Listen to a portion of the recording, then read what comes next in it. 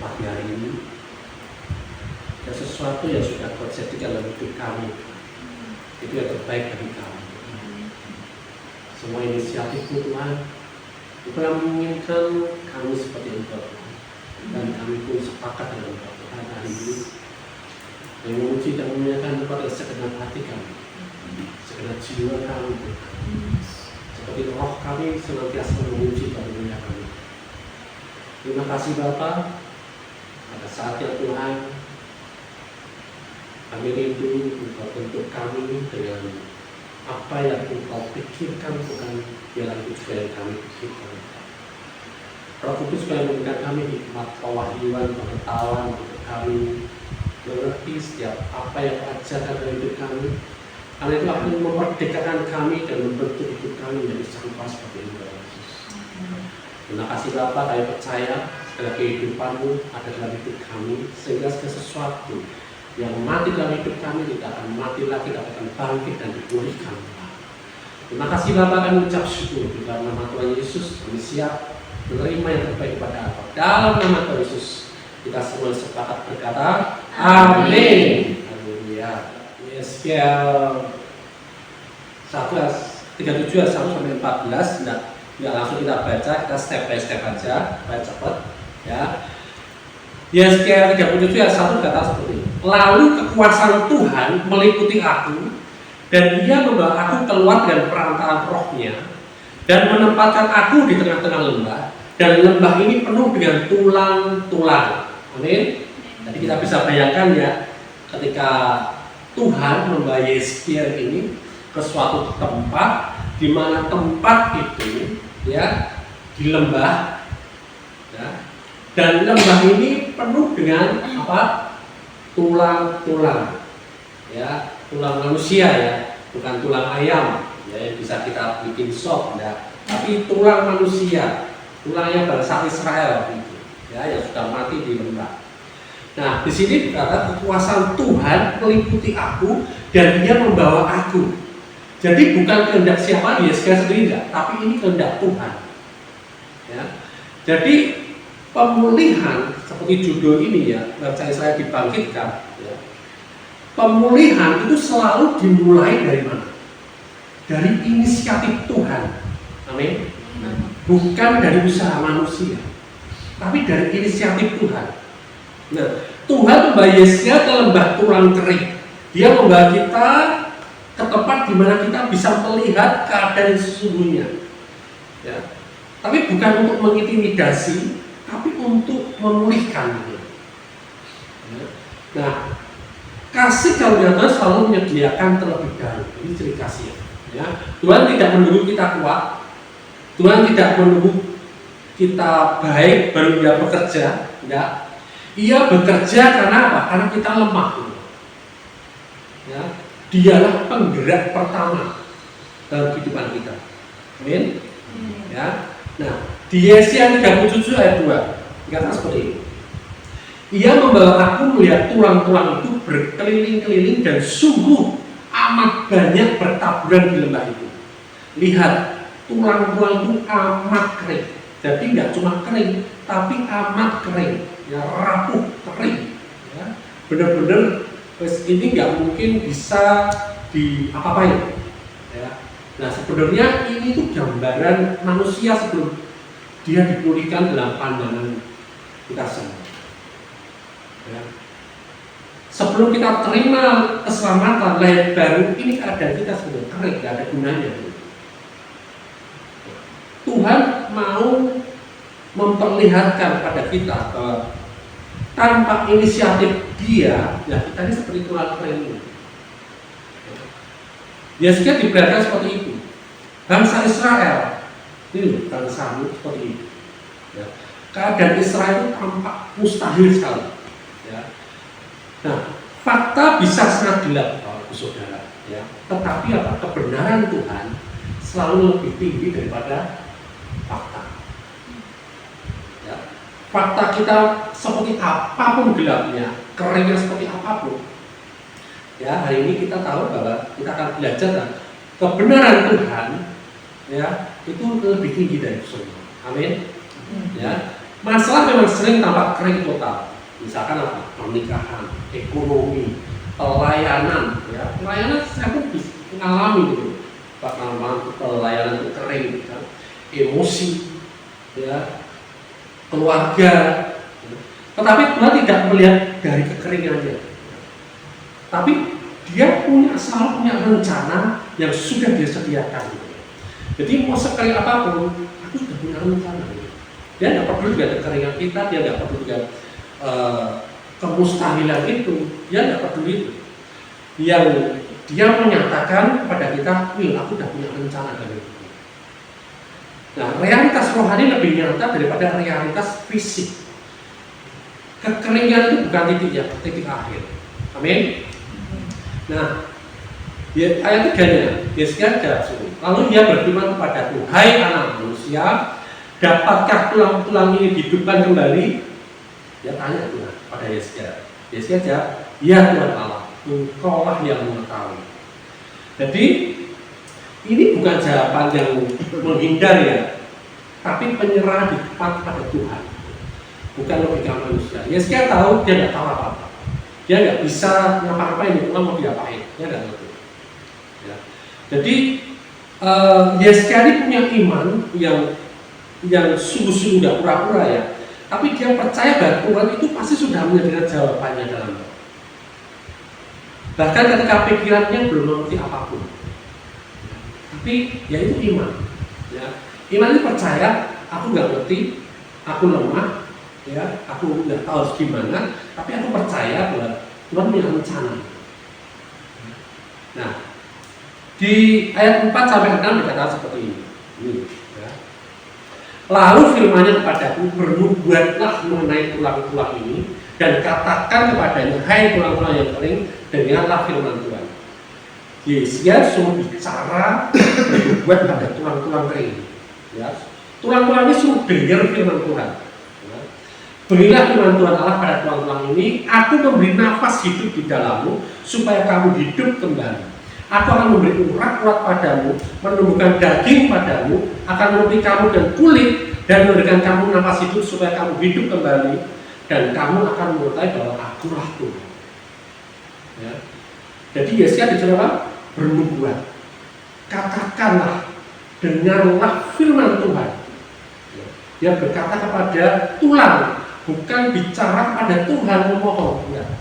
Tapi Tuhan suruh dia berbicara pada tulang yang kering ini, pada yang mustahil ini.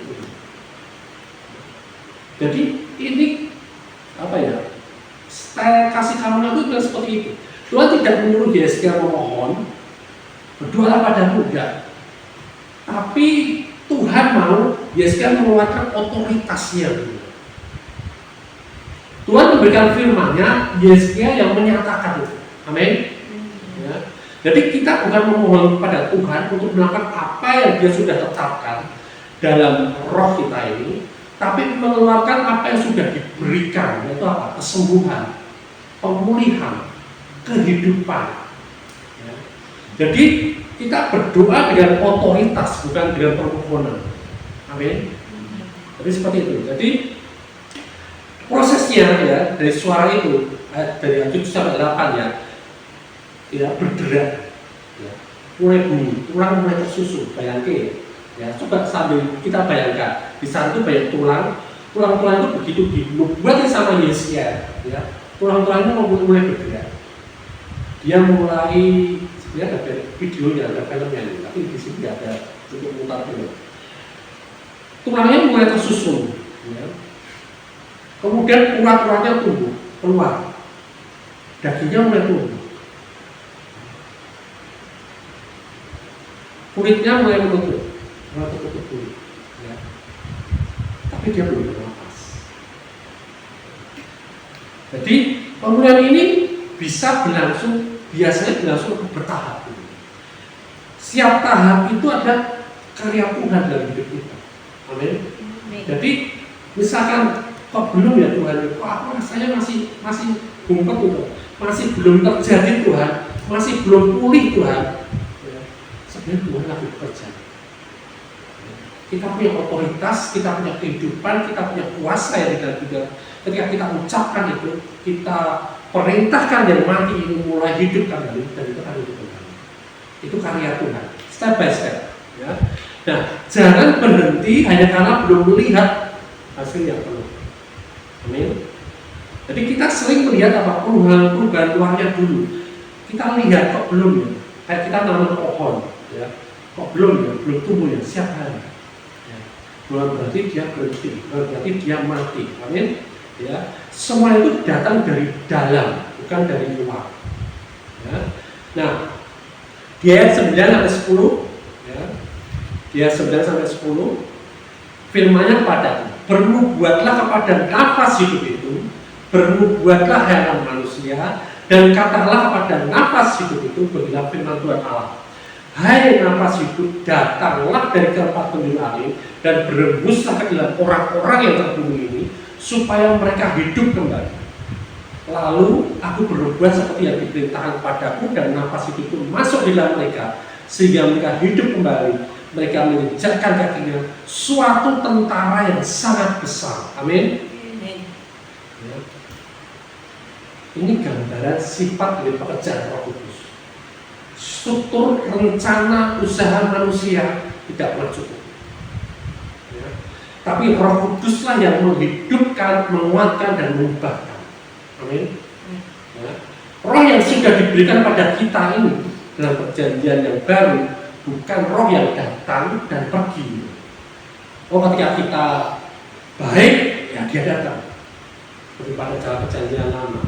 Ketika kita berbuat dosa, dia pergi, dan seperti itu. Ya. Roh Kudus itu tetap di dalam hidup kita dan dia tinggal permanen selama-lamanya. Ya. Buktinya apa? Efesus 1:13 berkata seperti ini. Efesus 1:13. Di dalam kamu, di dalam dia kamu juga, karena kamu telah mendengar firman kebenaran, yaitu Injil keselamatanmu. Di dalam dia kamu juga, ketika kamu percaya, dimeteraikan dengan Roh Kudus yang dijanjikannya itu. Dia menjadi meterai. Amin. Kemarin minggu yang lalu kita sudah belajar tentang meterai. Nah, sebagai orang percaya kita sudah memiliki nafas hidup itu, yaitu di dalam Roh kita. Nah, Israel berkata seperti ini, ya, tulang kami kering, harapan kami lenyap, kami kehilangan, kami terhilang bahkan. Ya, jadi kadang-kadang hidup kita juga pernah mengalami itu. Ya, tapi dalam kasih karunia Tuhan, ya, ketika orang merasa tidak punya apa-apa, Tuhan tidak menunggu kita apa-apa. Amin. Dia menguatkan kita dalam harapan lenyap itu bukan final, amin. Ya, tapi perasaan Tuhan itu yang utama. Tidak ada situasi tanpa harapan, amin. Bagi seseorang yang memiliki Roh Tuhan di dalam dirinya, asal dia punya Roh Tuhan. Ya, makanya ketika kami pelayanan selalu apa yang kami utamakan, lahir baru. Ketika orang lahir baru, Roh masuk dalam kehidupannya, ada kehidupan di dalamnya. Mulai pemulihan pasti terjadi, nggak mungkin ya 24 jam Tuhan sama dia sungguh hidup, yang lebih canggih, yang lebih apa ya, lebih terampil mentor orang daripada kita. Nah, ya. Nah, Yesaya 37 ayat 12-14 ya. Oleh sebab itu bernubuatlah dan katakan kepada mereka, beginilah firman Tuhan Allah. Ini sungguh bernubuat. Sungguh aku membuka kubur-kuburmu dan membangkitkan kamu hai umatku dari dalamnya, dan aku akan membawa kamu ke tanah Israel, dan kamu akan mengetahui bahwa akulah Tuhan pada saat aku membuka kubur-kuburmu dan membangkitkan kamu hai umatku dari dalamnya. Aku akan memberikan rohku ke dalammu sehingga kamu hidup kembali, dan aku akan membiarkan kamu tinggal di tanahmu, dan kamu akan mengetahui bahwa aku Tuhan yang mengatakannya dan membuatnya. Demikianlah firman Tuhan. Amin. Ya. Tuhan berkata, aku akan membuka kubur-kuburmu dan membangkitkan kamu. Kubur ini bicara apa? Batas manusia. Ya. Segala batasan-batasan ini Tuhan berkata apa? Aku yang akan membuka itu semua. Kebangkitan, ya. bukan usaha kita, tetapi pemberian Tuhan. Kuburnya dibuka, dibangkitkan, itu sama sekali Tuhan, nggak ada usaha kita sama sekali. Itu semua Tuhan. Kita tinggal respon aja, ya. Dan bilang apa? Aku memberikan rohku, bukan aku harus gimana caranya roh Tuhan itu masuk di dalamku, enggak ada syaratnya. Itu anugerah Tuhan, itu dikasih cuma-cuma. Amin. Ya, kita terima aja. Ya, jadi kita sudah dibangkitkan bersama Kristus, bukan sedang dibangkitkan. Jadi saat ini kita sudah dibangkitkan bersama Kristus, ya, dan bayangan dari kenyataan dalam Kristus yang jauh lebih kuat itu kita ada di situ. Kita bisa batasi kuasa Tuhan, bisa. Dengan apa? Dengan kedagingan kita ini, dengan pikiran kita. Tetapi kalau kita mau, ya Tuhan, ini hidupku, biarkan dia melakukan, berkarya semaksimal mungkin dalam hidup kita. Amin. Ya. Nah, jadi di dalam Yesaya 37 ini, ya, pertama anugerah itu mendampingi permintaan kita. Ya. Kadang-kadang kita nggak ngerti aku harus gimana Tuhan, tapi sebelum kita mohon pada Tuhan, Tuhan sudah punya rencana. Dan dia mau anugerahnya itu terjadi dalam hidup kita. Ketika kita sakit, dia lebih ingin kita sembuh daripada kita yang ingin. Ya, jadi apa? Tuhan membawa Yesaya ke tempat penglihatan. Ini inisiatif sepenuhnya dari Tuhan. Kemudian apa? Tuhan tidak menyuruh kita memohon, tapi dia menyuruh kita berbuat. Kita memperkatakan, kita memerintahkan dengan otoritas, ya, dengan firman dia kita nyatakan. Amin. Ya, jadi firman ini penting banget. Kemudian apa? Pemulihan dimulai dari dalam, dari roh kita, bukan dari kondisi luar kita. Ya, dan kita perlu ingat, tidak ada kekeringan yang terlalu kering untuk suatu kasih karunia. Amin. Ya. Apa yang dilihat manusia itu mati, tidak ada harapan, Tuhan itu lihat itu sebagai siap untuk dibangkitkan. Jadi jangan sampai kita putus asa. Ya. Kita tidak berbicara tentang apa yang kita lihat, tapi tentang apa yang Tuhan sudah kerjakan di dalam hidup kita, di dalam roh kita. Ketika situasi tampak mustahil, ya, perkataan kita membawa kuasa kebangkitan, kuasa pemulihan. Karena apa? Masalah apa yang kita perkatakan selaras dengan pikiran kita, ya, tidak selaras dengan pikiran kita sendiri. Ya, jangan menunggu roh turun. Karena apa? Roh sudah tinggal di dalam kita. Kita tinggal menyadarinya, mengakuinya, ya, dan bekerja sama dengan dia. Jadi pengharapan itu tidak diukur dari kondisi apapun kita, kelemahan kita apapun, tapi dari kebenaran yang sudah kita miliki di dalam Kristus. Amin. Amin. Kabar baik. Baik. Haleluya. Kita berdoa. Bapak, kami mengucap syukur karena kami hari ini kami mengetahui kebenaran Tuhan. Engkau mengajar kami ketika kami mengalami kekeringan, bahkan harapan yang banyak.